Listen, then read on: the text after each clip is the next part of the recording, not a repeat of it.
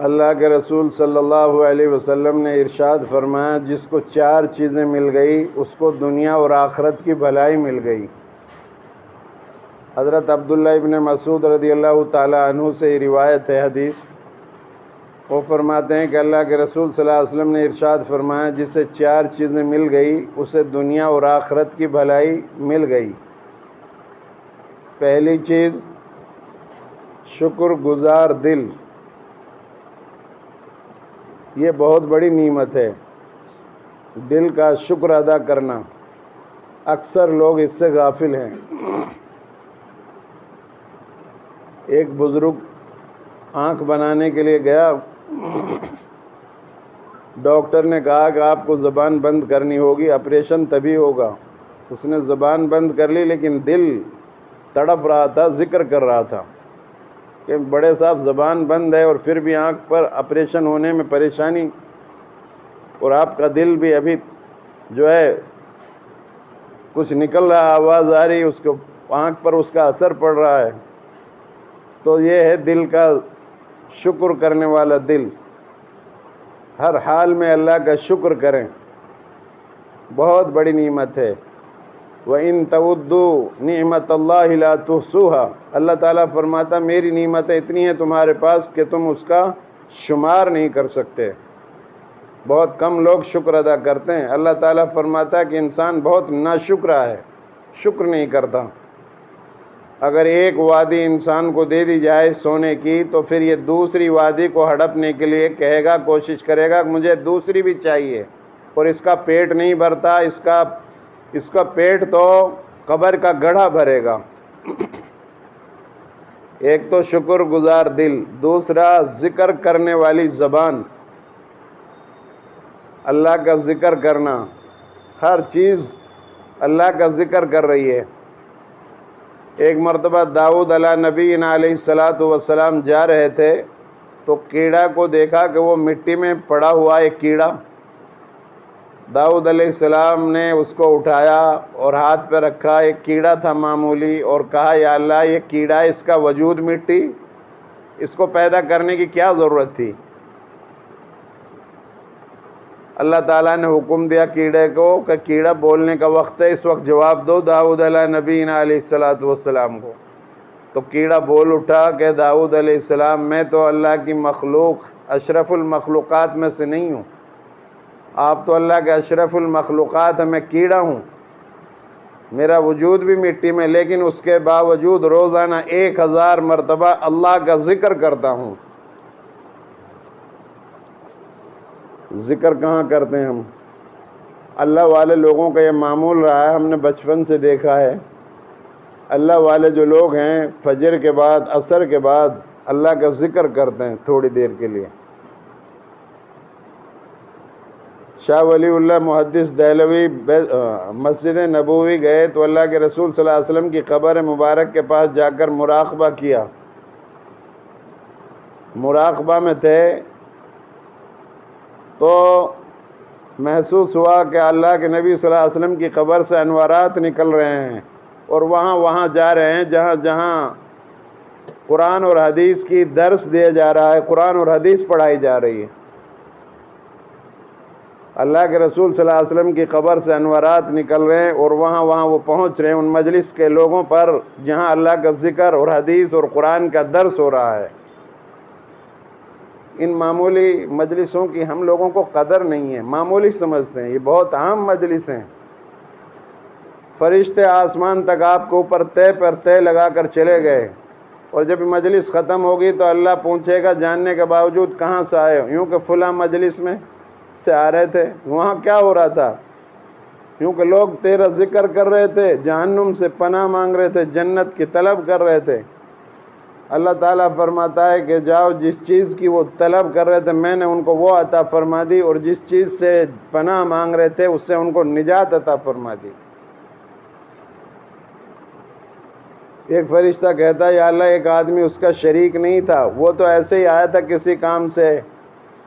تو اللہ تعالیٰ فرماتا ہے کہ یہ مجلس اتنی بابرکت ہے، ان کی برکت سے میں نے اس بندے کی بھی مغفرت کر دی۔ تو ذکر کرنے والی زبان اپنے پیدا کرو، سبحان اللہ اگر آپ نے ایک مرتبہ پڑھ دیا تو میزان کا جس کو اللہ قائم کرے گا قیامت کا روز، اس کا آدھا پلڑا جو ہے میزان کا اس کے ثواب سے بھر جائے گا۔ اور الحمدللہ پڑھا آپ نے تو اس کا پلڑا پورا بھر جائے گا دونوں الفاظ کے پڑھنے سے۔ اور اتنی بڑی میزان ہوگی، ایک پلڑا جیسے زمین کے پوری چاروں طرف وہ پورا پلڑا جو ہے سما جائے، اتنا بڑا ایک پلڑا ہوگا۔ اور دو کلمات یہ الحمدللہ اور سبحان اللہ اس کے پلڑے کو ثواب سے بھر دیں گے۔ تیسرا، مشقت اٹھانے والا بدن، مجاہدہ کرنے والا، قربانی دینے والا بدن وہ نہیں رہے اب۔ ہم تو صوفے اور گدے پر لیٹنے والے، فلش ٹوائلٹ کے بغیر جن کا گزارا نہ ہو، وہ کیا جہاد کریں گے، کیا وہ مشقت اٹھائیں گے؟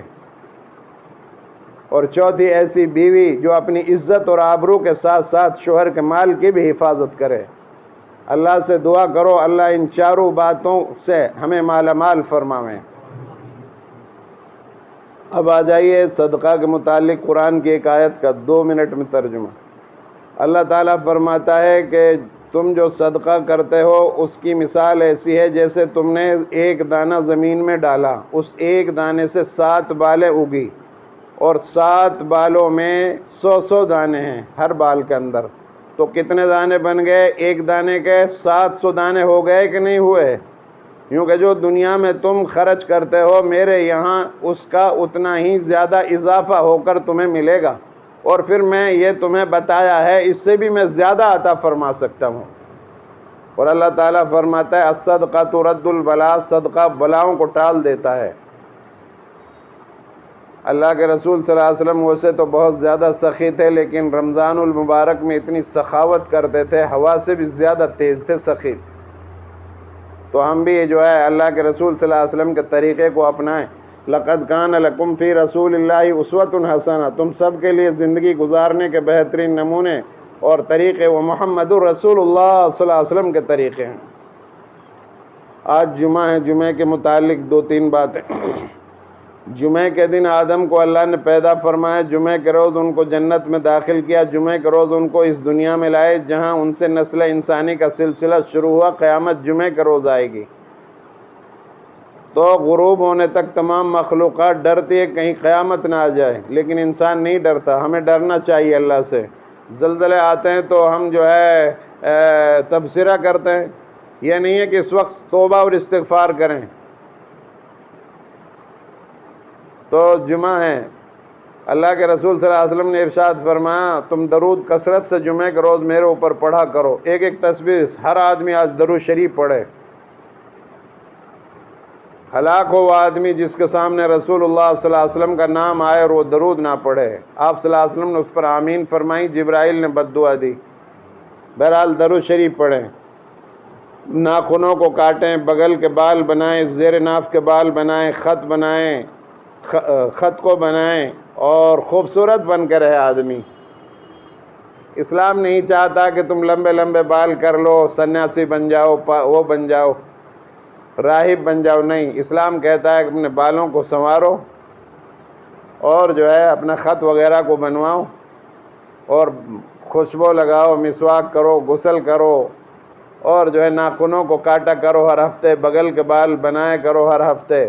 جس آدمی کے بدن پر 40 دن گزر جائیں اور وہ اپنے زیر ناف کے بال نہ کاٹے اس کی نماز مکروہ ہوگی۔ بہرحال اور اول وقت مسجدوں میں جانا، جو آدمی پہلے وقت آیا اس کو ایسا ثواب اللہ دیتا ہے جمعے کے دن جیسے اونٹ قربان کیا، دوسرے نمبر پر جیسے گائے قربان کی، تیسرے نمبر پر مینڈا، چوتھے نمبر پر انڈا۔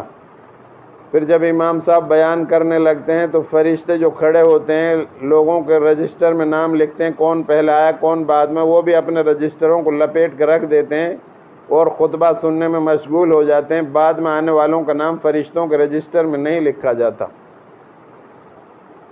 بہرحال سورہ کہف پڑھیں، سورہ کہف اگر پڑھو گے تو دجالی فتنوں سے قیامت کے دن محفوظ رہو گے۔ آج بھی دجالی فتنے بہت سارے ہیں، ان سے بھی محفوظ رہو گے۔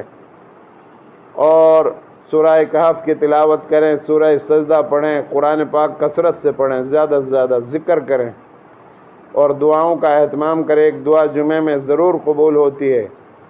جو یہ اعمال کریں گے تو اس ہفتے اس جمعے سے لے کر آنے والے جمعے تک کے چھوٹے چھوٹے گناہوں کو اللہ معاف کر دے گا اور ہمارے لیے آسمان سے لے کر زمین تک ایک نور لٹکتا رہے گا۔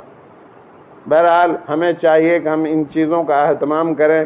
اب یہ بہت اہم مہینہ ہے، رمضان کا بہت ہی اہم مہینہ ہے۔ اس کا آدھا حصہ گزر چکا ہے، آدھا باقی ہے۔ اللہ ہمیں پورا اس کو پانے کی توفیق عطا فرمائیں اور اس کے جو اعمال ہیں انہیں کرنے کی اللہ ہم سب کو توفیق عطا فرمائیں۔